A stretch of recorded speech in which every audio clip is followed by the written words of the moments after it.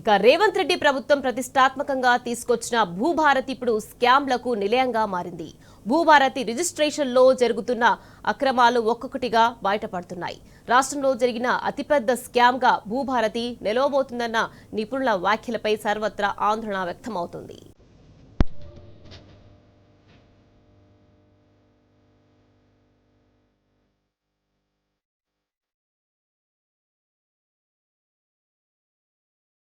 Bhubharati registration ఛార్జీల చెల్లింపులో భారీగా అక్రమాలు జరిగినట్టుగా అధికారులు గుర్తించారు.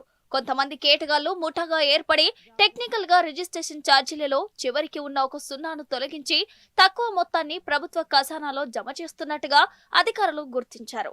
జనగామ జిల్లాలో ఒక్కరోజే స్కామర్లు 8,55,577 రూపాయలు ప్రభుత్వ ఖజానాకు కూచుటోపీ పెట్టినట్టుగా విచారణలో తేలింది. ఇలా ఎన్ని సంవత్సరాలుగా ఈ స్కామ్ జరుగుతుందో, ఇప్పటి వరకు ఎన్ని కోట్ల ప్రభుత్వ ఖజానాకు స్కామర్లు గండి కొట్టారో తెలుసుకోవడానికి అధికారులు మల్లగుల్లాలు పడుతున్నారు. జరిగిన స్కామ్ బయటపడకుండా జాగ్రత్తలు పడుతున్నారు. తెలంగాణలో జరిగిన అతిపెద్ద స్కామ్ గా భూభారతి నిలవబోతుందని కొందరు టెక్నికల్ నిపుణులు గుసగుసలాడుతున్నారు.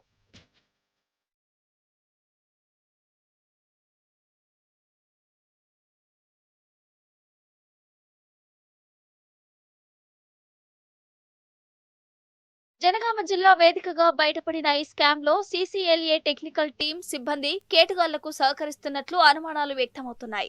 ఇది కేవలం జనగామకే పరిమితమైందా, లేక రాష్ట్ర వ్యాప్తంగా అన్ని జిల్లాల్లో స్కామ్ జరిగిందా? ఈ స్కామ్ వెనకాల ఎవరున్నారు?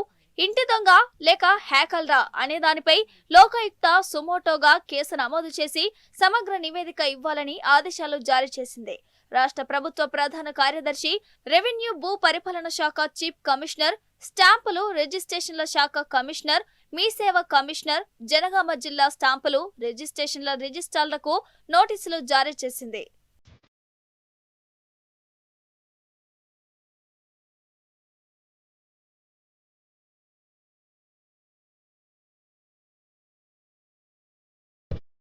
భూభారతి వెబ్సైట్, సాఫ్ట్వేర్ లో ఉన్న లొసుగులను ఆసరాగా తీసుకున్న కొందరు ముఠాగా ఏర్పడి ప్రభుత్వ ఖజానాకు కుచ్చుటోపీ పెడుతున్నట్టుగా ప్రాథమిక విచారణ అనంతరం అధికారులు అంచనాకు వచ్చినట్టు తెలుస్తోంది. ఇంత భారీ ఎత్తున స్కామ్ భూభారతి సాఫ్ట్వేర్ డెవలపర్లకు తెలియకుండానే జరుగుతుందా అనే అనుమానాలు వ్యక్తమవుతున్నాయి. ఇది ఖచ్చితంగా భూభారతి సాఫ్ట్వేర్ డెవలపర్లకు ఎవరో ఇంటి దొంగ సహకరించి ఈ స్కామ్ ను నడిపిస్తున్నట్టుగా నిపుణులు అనుమానిస్తున్నారు. ఆ ఇంటి దొంగ సహకారంతోనే ఈ ముఠా సాఫ్ట్వేర్ లో ఉన్న లొసుగులను ఆసరాగా తీసుకుని థర్డ్ పార్టీ అప్లికేషన్ సహాయంతో రిజిస్ట్రేషన్, స్టాంప్ డ్యూటీ ఛార్జీలను కాజేస్తున్నట్టు అనుమానాలు వ్యక్తమవుతున్నాయి.